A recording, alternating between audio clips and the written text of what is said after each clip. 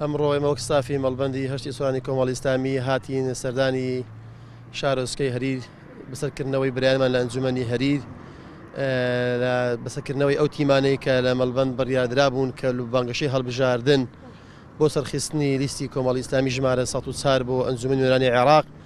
من لێرە وەکو مەڵبەند سوپاسی هەموو برایانە ئەکەم لە ئەنجومەنی هەریر کە بە شەو بە ڕۆژ گەرم و گوڕن بەتینن لەسەر ڕێکلامکردن و بانگەشەکردنی بۆ هەڵبژاردنەکانی پەرلەمانی عێراق.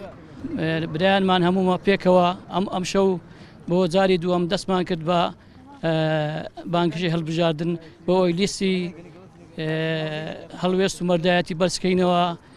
داوا لە هەموو خەڵکی کوردستانەکەم بۆ ئەوی متمانە بەو لیستەی بەدەن و سەری بێخنی ئینشاءڵڵا بۆ ئەوەی لە سەرکەوتوو دنیا و قیامەت بن.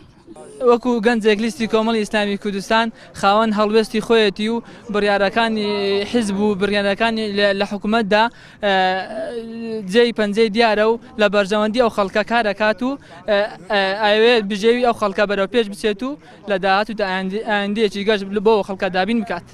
وەکو ڕێژە بۆ کاندیدەکان ڕێژەیەکی بەرچاو ئومێدمان پێی هەیە چونکە خاوەنی هەڵوێستی خۆیان بوون لە پەرلەمان و هەم لە حکوومەتیش بۆیە ئومێد دەکەین لیستی کۆمەڵی ئیسلامی کوردستان 104 دەنگێکی زۆر بێنێت و لە چاو خولەکانی پێشوو بەرەو پێش بچین.